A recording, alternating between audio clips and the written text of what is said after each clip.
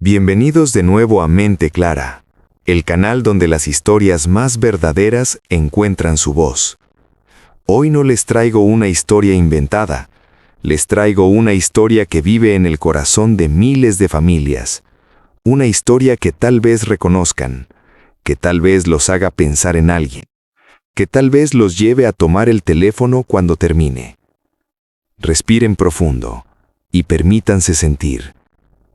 El último sonido que escuchó doña Carmen antes de quedarse dormida esa noche fue el de la lluvia golpeando suavemente el techo de lámina, y el de Canelo, respirando tranquilo a sus pies. Esos dos sonidos habían sido su compañía durante los últimos 7 años, la lluvia y el perro, el cielo y el animal, los únicos dos que nunca le fallaron. Los únicos dos que estuvieron ahí cuando el teléfono dejó de sonar y las cartas dejaron de llegar, y el calendario siguió avanzando sin que nadie llamara a su puerta. Doña Carmen tenía 74 años. Vivía sola en una casa pequeña al final de una calle de tierra, en un pueblo que el mundo moderno había olvidado de la misma manera en que su hijo la había olvidado a ella. La casa tenía 3 cuartos, una cocina con una hornilla de gas vieja y un portal de madera desde donde se podía ver el camino que llevaba a la carretera principal. Ese camino era lo primero que doña Carmen miraba cada mañana al despertar y lo último que miraba cada noche antes de cerrar los ojos, por si acaso. Su hijo se llamaba Miguel Ángel y ese nombre lo había elegido ella con mucho cuidado, porque quería que su hijo tuviera algo de ángel y algo de fuerza, que fuera suave y valiente al mismo tiempo, que fuera bueno. Y en sus primeros años lo fue.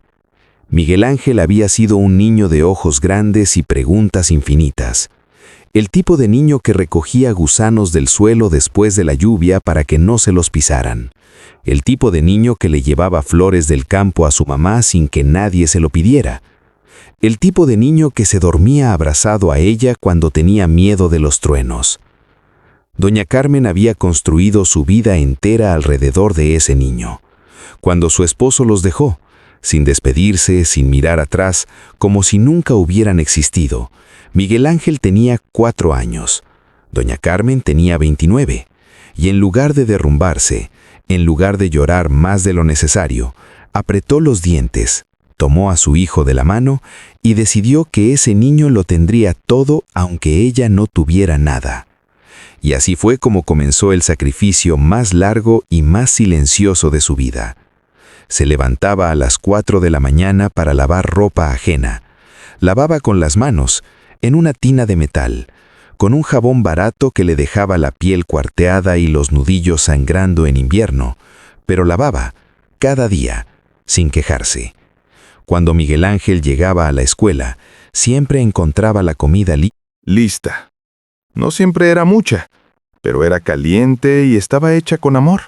Y doña Carmen servía el plato de su hijo primero, siempre primero. Y luego se sentaba ella con lo que sobraba, o con un vaso de agua si no había más, diciéndole que ella no tenía hambre. Mentía, siempre tenía hambre. Pero hay un hambre que una madre aprende a ignorar cuando ve a su hijo comer satisfecho. Y doña Carmen había aprendido ese arte mejor que nadie. Los años de escuela pasaron, luego los años de preparatoria, y cuando Miguel Ángel le dijo un día que quería estudiar ingeniería en la ciudad, doña Carmen sintió 2 cosas al mismo tiempo. Un orgullo tan grande que le llenó el pecho de luz, y un miedo tan profundo que le encogió el estómago. Pero el orgullo ganó. Siempre ganaba cuando se trataba de su hijo. Vendió las gallinas, vendió el radio que era lo único que le hacía compañía en las noches, vendió hasta los aretes de oro que su madre le había dejado antes de morir, los únicos que tenía, los que nunca se había quitado en 20 años. Y con ese dinero mandó a su hijo a la ciudad. La mañana que Miguel Ángel se fue, doña Carmen lo abrazó en el portal de la casa. Lo abrazó fuerte, con esas manos de lavar ropa ajena, con esa espalda que ya empezaba a doler, con ese corazón que latía por él y solo por él. Triunfa, hijo, eso es todo lo que te pido. Miguel Ángel se fue, y doña Carmen se quedó en el portal hasta que el autobús desapareció en la curva del camino. Luego entró a la casa, se sentó en su silla y lloró sola por primera vez en muchos años. Los primeros 2 años Miguel Ángel llamó con frecuencia. Las llamadas eran cortas, apresuradas, llenas de ruido de fondo y palabras rápidas, pero llegaban, y doña Carmen las recibía como si fueran agua en el desierto, guardándose cada palabra para repetirla después en silencio, para calentarse con ella en las noches frías. El tercer año las llamadas comenzaron a espaciarse. El cuarto año llegaban una vez al mes, a veces menos. El quinto año llegó una sola llamada en Navidad, corta, fría, llena de excusas sobre el trabajo, sobre lo ocupado que estaba, sobre lo cara que estaba la vida en la ciudad. Doña Carmen escuchó todo sin interrumpir. Al final dijo solo: «Está bien, hijo, cuídate mucho», y colgó el teléfono, y se quedó sentada en la oscuridad de su cocina, con las manos sobre la mesa, mirando la llama azul de la hornilla que había dejado encendida para darse algo de compañía. Fue esa misma noche de Navidad cuando llegó Canelo. Apareció rascando la puerta con una pata pequeña, empapado por la lluvia, temblando. Era un perro joven todavía, color café oscuro, con el hocico gris y unos ojos que miraban con una tristeza tan honesta que doña Carmen sintió que se reconocía en ellos. Abrió la puerta. ¿Lo miró? Él la miró. «Tú también estás solo esta noche», dijo ella en voz baja, y le abrió la puerta. Canelo entró, se sacudió el agua, olió el cuarto con cuidado, y luego caminó hasta donde estaba doña Carmen, se sentó a sus pies y apoyó su cabeza sobre sus rodillas, como si siempre hubiera vivido ahí, como si hubiera llegado exactamente a donde tenía que llegar. Doña Carmen le puso la mano sobre la cabeza y lo acarició en silencio. Y por primera vez en muchos meses, esa noche de Navidad, no se sintió completamente sola. Los años que siguieron, Canelo fue la constante de su vida. La seguía a todas partes, al mercado, al pozo, a la iglesia los domingos. Se sentaba a su lado cuando ella rezaba, callado y respetuoso, como si entendiera que esos momentos eran sagrados.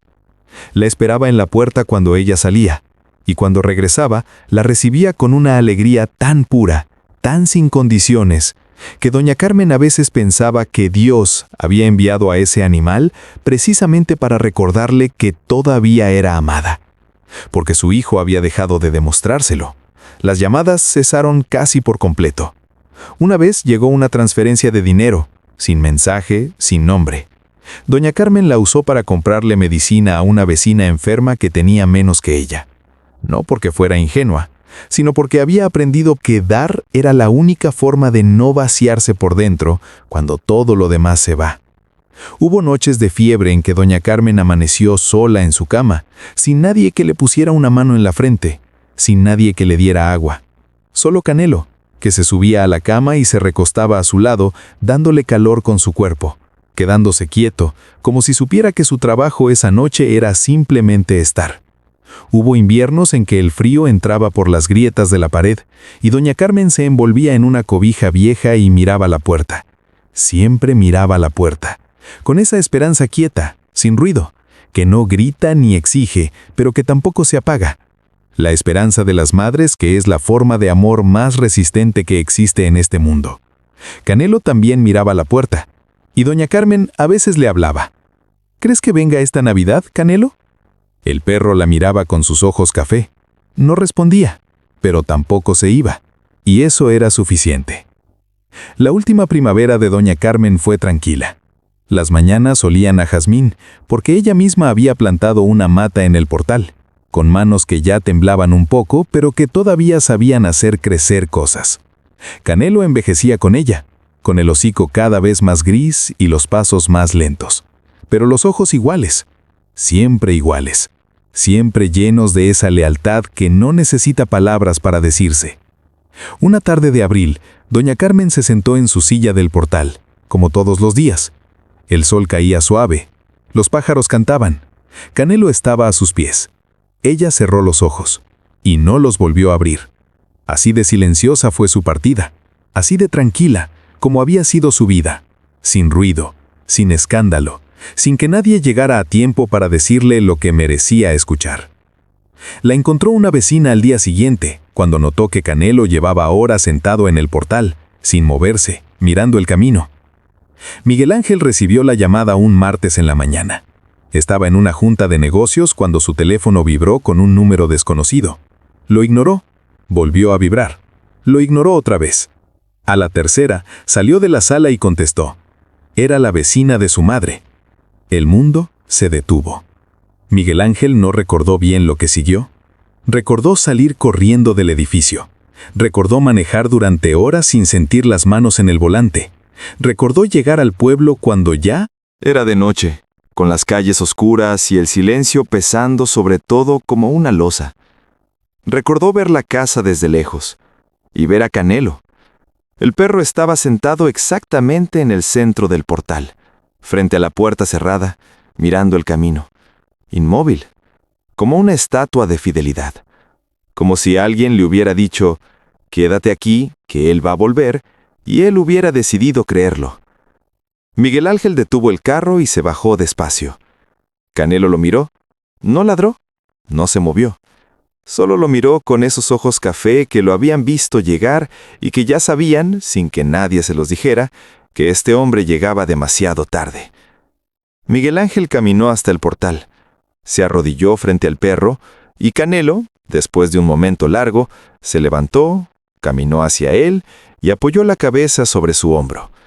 Y fue en ese momento, en ese contacto simple, silencioso, sin palabras, cuando Miguel Ángel se rompió. Lloró como no había llorado en su vida adulta. Lloró con todo el cuerpo, con los hombros sacudiéndose, con la garganta cerrada, con las manos aferradas al pelo café de ese perro que había estado con su madre cuando él no estuvo. Lloró por cada llamada que no hizo, por cada Navidad que no fue, por cada vez que pensó, mañana la llamo. Y mañana se convirtió en semanas, y las semanas en meses, y los meses en años, y los años en esto. Arrodillado en el portal de la casa de su madre, abrazando al perro que la acompañó hasta el final, llegando tarde a lo único que de verdad importaba. Entró a la casa. Todo estaba igual que cuando era niño. La hornilla vieja, la silla de mimbre, la mesa de madera con una taza todavía ahí, como si su madre hubiera salido un momento y fuera a volver. Y sobre la mesa, una caja de hojalata. La abrió con manos que temblaban. Adentro estaban todas las cartas que él le había enviado en los primeros años, dobladas con cuidado, con las esquinas gastadas de tanto abrirlas y cerrarlas. Y entre las cartas, una foto de él de niño y un papel escrito a mano con la letra apretada y temblorosa de su madre. Miguel Ángel la leyó una vez, la leyó 2 veces, y a la tercera ya no pudo ver las letras porque los ojos se le llenaron de nuevo. Decía, mi querido hijo, si algún día lees esto, quiero que sepas que nunca te guardé rencor, que cada noche recé por ti, que cada mañana desperté pensando en ti, que te quise con todo lo que tenía, que no era mucho, pero era todo. No te pido que llores, te pido que seas bueno, que les des a tus hijos lo que yo te di a ti. Presencia. Eso es todo lo que un hijo necesita de su madre y todo lo que una madre necesita de su hijo. Con todo mi amor, tu mamá, Carmen. Miguel Ángel dobló el papel con cuidado, lo apretó contra su pecho y lloró en silencio en esa cocina pequeña que olía todavía a su madre, a jabón, a tortillas, a todo lo que había dejado atrás y que ya nunca podría recuperar. Canelo entró despacio, se sentó a su lado y puso la cabeza sobre su pierna, igual que lo había hecho con ella durante 7 años, como diciendo, ella se fue, pero yo me quedo contigo. Alguien tiene que quedarse. Miguel Ángel no volvió a la ciudad esa noche, ni la siguiente. Se quedó en la casa de su madre varios días. Durmió en su cama, usando su cobija. Comió en su mesa. Salió al portal cada mañana a ver el camino, igual que ella lo había hecho toda su vida. Y una mañana, mientras tomaba café con las manos alrededor de la taza para calentarse, con Canelo a sus pies y el sol entrando suave por la ventana, Miguel Ángel tomó una decisión. Esa casa no se iba a vender, no se iba a cerrar, no se iba a dejar morir. Él venía a vivir ahí, no por culpa, no por penitencia, sino porque había entendido, demasiado tarde pero al fin, que el lugar más importante de su vida siempre había sido ese portal pequeño, esa hornilla vieja, esa silla de mimbre, y que mientras Canelo siguiera mirando el camino desde ese portal, una parte de su madre seguía ahí también, esperando, perdonando, amando, como solo saben hacerlo las madres que nunca aprendieron a dejar de querer, aunque el mundo entero les fallara. Hay personas que se van de este mundo sin haber escuchado las palabras que merecían escuchar. Hay manos que trabajaron toda una vida sin que nadie las tomara para decirles gracias. Hay madres que miraron el camino hasta el último día de su vida, esperando ver llegar a quien más amaron. Si todavía tienes tiempo, úsalo. No mañana, hoy, ahora.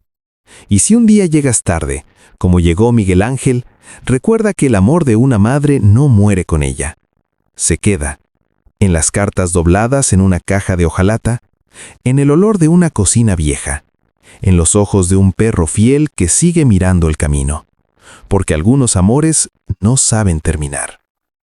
Si esta historia te llegó al corazón, si cerraste los ojos un momento, si pensaste en alguien, si sentiste algo que no sabías que cargabas, entonces esta historia cumplió su propósito.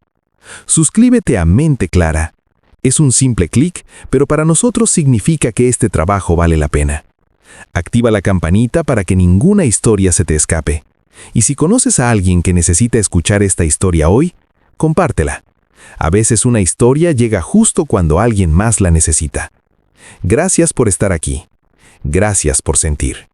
Hasta la próxima historia.